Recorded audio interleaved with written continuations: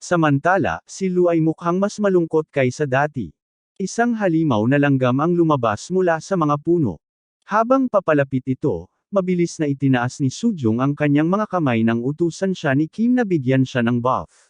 Isang mahiwagang enerhiya ang umiikot sa kanyang mga binti. Walang pag-aalinlangan, sumugod si Kim at tinaga ang mga halimaw gamit ang malinis at tumpak na mga palo. Isa-isa silang bumagsak na parang langaw. Pagkatapos, may isa pang nilalang na sumugod sa kanya mula sa harapan. Si Kim ay dumaan sa ilalim nito at tumama pataas. Sa isang kisap mata, ang halimaw ay bumagsak na walang buhay. Isang notification ang lumabas, sinasabing si Lu ay nakainom ng dugo ng isang nakaalasong langgam. 2 linggo nang nagka-team up si Sujong at Kim, at sobrang naging madali na ang pangangaso. Habang binibigyan niya siya ng pagkain, sobrang excited siya na mag-level up ulit. Binati niya siya, at siya'y ngumiti ng labis, sinabing mahuhuli rin siya sa kanya sa lalong madaling panahon. Umiti lang si Kim at duda siyang mangyayari iyon. Bigla na lang, nakaramdam siya ng kakaibang pakiramdam at tumayo. Bumulong siya kay Sujong na huwag gumalaw. Habang maingat siyang gumagalaw, napansin niya ang isang malaking guild malapit na pinamumunuan ni Iron Shield, na siyang pinakamataas na ranggo sa Amerika. Hindi maalis-alis ni Kim ang isip na iyon. Kung kasing tibay nga ng sinasabi ng mga tao si Iron Shield, tiyak na naamoy na siya nito na malapit. Baka isipin nilang sinusundan niya sila at baka magdesisyon silang umatake. Kailangan niyang tumakas at mabilis. Sa mga sandaling iyon, bumigay ang dingding na kanyang kinukublihan. Nagkalat ang alikabok sa lahat ng dako. Pagkatapos hamupa, nakita niya ang isang malaking espada na nakatanim sa harap niya. Ipinagpag ni Iron ang kanyang espada, at tinanong ng isa sa kanyang mga kasama kung bakit niya yun ginawa. Pinabayaan na lang niya ito at sinabi niyang akala niya may naramdaman siyang tao sa likod ng pader, pero ngayon wala na ang pakiramdam na yun. Samantala, si Kim at ang babae ay sumingit sa isang kuweba. Nagtataka siya kung bakit sila nagtatago dahil wala naman silang ginawang masama. Ipinaliwanag ni Kim na sana ayos lang sana na magkita ng normal, pero dahil nag-iimbestiga sila, nalabag sa mga patakaran, kailangan nilang maging tahimik. Idinagdag niya na tila medyo biglaan ang pag-atake, at inisip na baka nalito ang grupo sa kanila at inisip na sila'y mga kaaway. Nagpahinga sila sandali para makahinga ng maayos. Tinanong ng babae kung ano ang susunod nilang gagawin. Sinabi ni Kim na bantayan niya ang mga bakas ng Iron Guild mula sa ligtas na distansya. Sa ganitong paraan, magkakaroon sila ng mas magandang pagkakataon na makapunta sa tamang direksyon ng hindi nahuhuli. Habang sumusunod sila sa Iron Guild, itinuro ni Kim ang mga pulang bilog sa mga pader na nangangahulugang naalis na ng guild ang mga halimaw at naalis na ang mga bitag. Ipinipilit niya na sila ang unang makahanap ng silid ng boss. Bigla na lang, nakita niya si Sojung na tumatakbo at nagtataka siya kung saan siya papunta. Sumilip siya sa unahan, at bigla na lang pumasok ang kanyang instinct, na nagsasabing yumuko siya at magtago habang may lumilipad na bagay papunta sa kanya. Bigla na lang, lumitaw si Iron Shield sa likuran ni Kim. Sinubukan niyang lumingon pero hinawakan siya ng blonde na lalaki sa ulo at ibinagsak siya sa lupa ng napakalakas na hindi makapaniwala si Kim na nawawalan na siya ng malay dahil sa isang suntok lang. Pagkalipas ng kaunti, unti-unting nagising si Kim. Ang unang bagay na nakita niya ay ang galit na mukha ni Iron na nasa harap niya na sinampal siya ng malakas. Hinawakan siya ni Iron sa buhok at hinatak pataas ang kanyang ulo. Nagtatanong siya kung sino ang nagpadala sa kanya at tinatawag siyang isang sinungaling na especially iya. Kim ay bumubulong ng isang sumpa sa kanyang sarili. Hindi niya lubos na nauunawaan ang Ingles pero nahuli niya ang salitang spy at naisip na iniisip ng taong ito na nagtatago siya. Tinutukso siya ni Iron at tinanong kung paano niya nagawang guluhin ang kanyang mga pandama kanina. Sabi niya kung makakakuha si Kim ng tamang sagot, sisiguraduhin niyang mabilis at walang sakit ang pagkamatay nito. Sumisigaw si Kim na hindi siya especially iya, nandito lang siya para maghanap ng gamit. Nabigla si Iron ng saglit nang mapagtanto niyang hindi man lang marunong mag-Ingles si Kim. Ang ilan sa kanyang mga kasama sa guild ay nagsisimulang isipin na baka nagpapanggap si Kim. Pinili ni Iron na hayaan si Rogers na manguna at umatras siya. Lumapit si Han ni Rogers at nakilala siya ni Kim bilang isang kilalang Koreano-Amerikano. Nagtataka siya kung alam ni Rogers na Koreano rin siya. Kinuha ni Rogers ang isang bag ng mga potion mula sa gamit ni Kim, sinasabing napansin niyang lahat ay dekalidad. Humingi siya ng paumanhin para sa magaspang na pagtanggap at ipinaliwanag na ang kanilang guildmaster ay nakakaramdam ng init. Nagulat si Kim sa kung gaano kapala kaibigan si Rogers at inisip na gusto lang nilang makipag-usap dahil siya ang nagtatranslate. Tinanong ni Rogers kung bakit sinubukan ni Kim na magmasid sa kanila at linlangan ang kanilang leader. Ipinaliwanag ni Kim na ito ay isang hindi pagkakaintindihan at siya ay isang solo player na narito para manghuli. Tumatawa si Rogers at umiwas ng tingin habang sinasabi niyang wala siyang balak na lokohin ang sinuman. Sa tingin niya, alam na nila at pinayagan na lang ito ng walang pagdadalawang isip. Tapos bigla na lang siyang naglabas ng isang patalim. Tumingin si Kim dito na may nakakalitong ekspresyon. Isang segundo ang lumipas, isang matinding sakit ang dumaan sa kanyang katawan nang itusok ang pangil sa kanyang binti.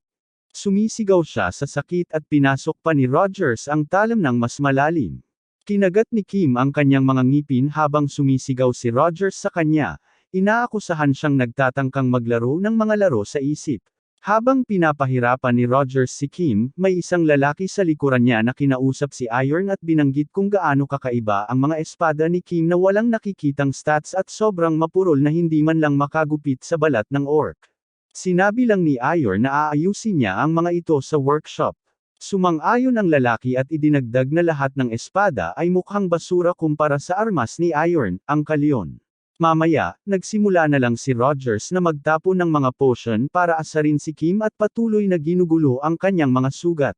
Si Kim ay nahihirapan na nakagat ang mga ngipin habang patuloy na pinipilit ni Rogers kung sino ang kanyang pinagtatrabahuhan. Sa wakas, inamin ni Kim na nagsinungaling siya dati na naglalakad-lakad lang siya para manghuli. Ang totoo, nag-iisa siya. Muli siyang sinuntok ni Rogers na malinaw na mas frustrated na siya ngayon. Sabi niya, chinek na nila ang stats ni Kim at ang lubid ay basic gear lang. Anumang tunay na mangangaso ay makakatakas na sa ngayon. Pagkatapos ay naglabas siya ng isang pang-akit at binalaan si Kim na tigilan ang pagpapanggap o harapin ang mga kahihinatnan. Patuloy pa rin sa pagsisigaw si Rogers pero dumating si Iron at sinabi nitong magpahinga muna siya para sa tanghalian. Sa kanyang paglabas, sinipa ni Rogers si Kim sa tiyan at sinabi sa kanya na mag-isip ng mabuti. Nakahiga si Kim doon, nagagalit sa sarili. Sinabi niya sa sarili na huwag maging sobrang kumpiyansa. Naglaan siya ng sobrang oras kasama si Tisik at nalimutan kung saan ang kanyang mga hangganan. Ang pagdaan sa gate ng maze ay parang isang imposibleng gawain ngayon. Hindi lang ito malas, dahil masyado siyang umasa sa hiniram na kagamitan imbes na magtiwala sa sarili niyang kakayahan. Bigla, may isang babae na nanunood sa kanila mula sa malayo gamit ang isang uri ng spell. Siya ang namumuno sa isang guild at sinabi niya sa kanyang guildmaster na ang target ay mga 2 kilometro ang layo. Binanggit niya na malamang nag-iimbestiga ang Iron Guild sa paligid ng base sa ngayon. Pagkatapos, humarap siya sa kanyang guildmaster na nagtataka kung ano ang susunod nilang gagawin, ngunit tahimik lang ang master at patuloy na nagmamasid.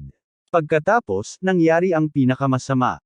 Nalaman namin na pinutol ng Iron Guild ang mga daliri at daliri sa paa ni Kim ng kabuoang 27 beses. Ang kanyang mga buto ay nabali 63 beses at siya ay sinaksak o tinaga 21 beses.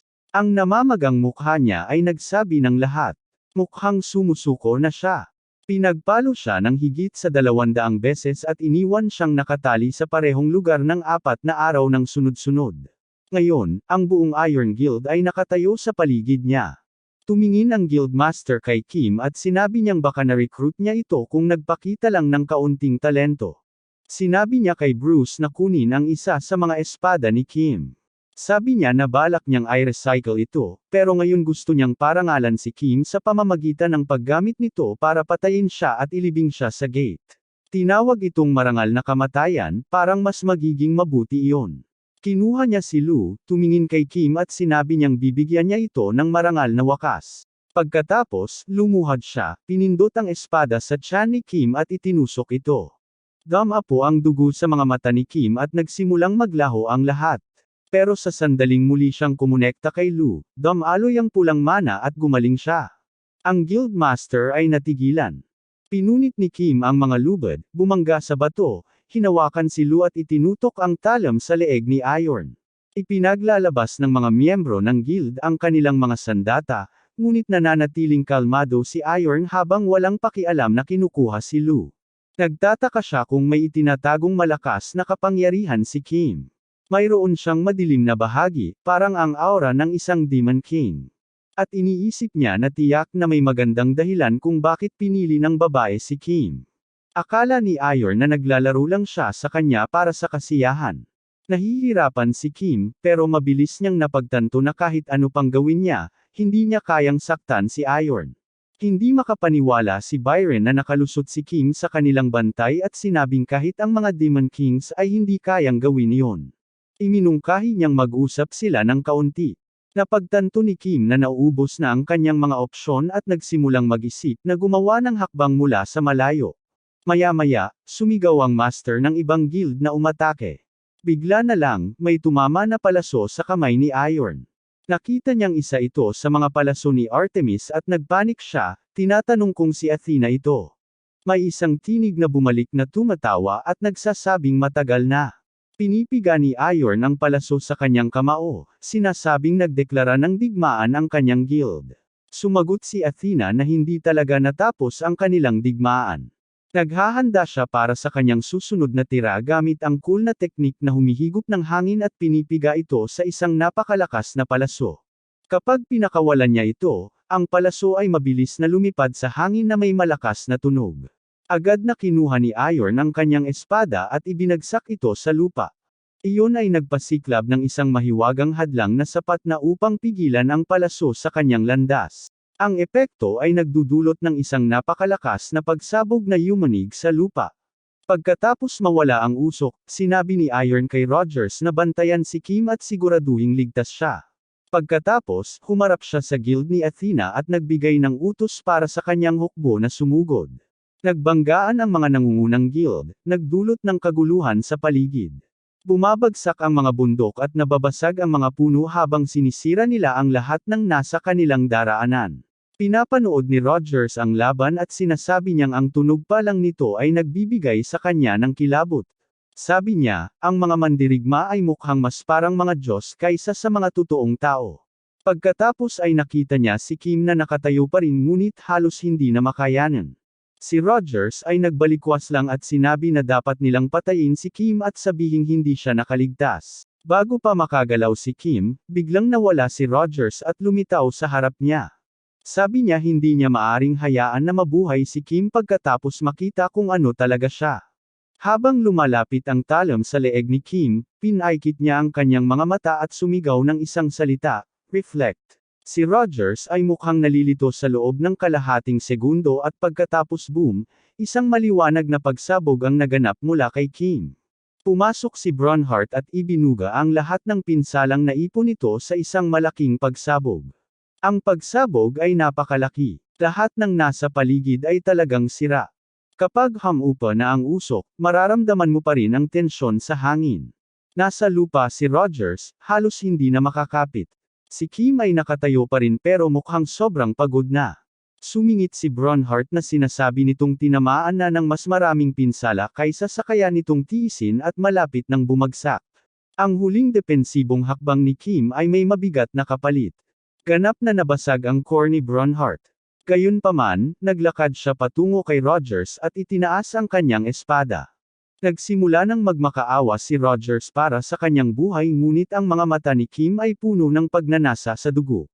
Itinusok niya ang talam diretso sa dibdib ni Rogers at hinayaan si Liu na tapusin ang trabaho. Pagkatapos noon, natitasid si Kim at bumagsak sa lupa. Noong tinaga siya ng bakal, nakaligtas si Kim sa pamamagitan ng paglubog kasama si Liu at pagpapagaling sa sarili.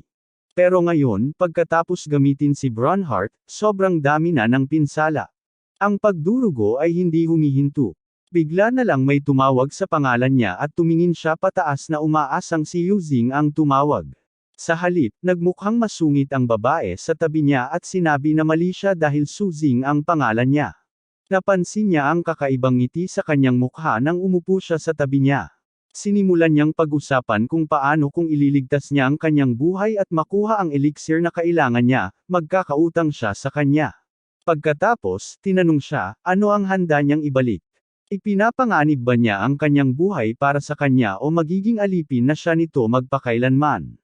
Ang tono niya ay tila pawang naglalaro lamang ngunit tiyak na may mas madilim na nakatago sa ilalim. Nag-atubili si Kim sa simula pero sa huli ay itinaas ang kanyang kamay at nagsalita.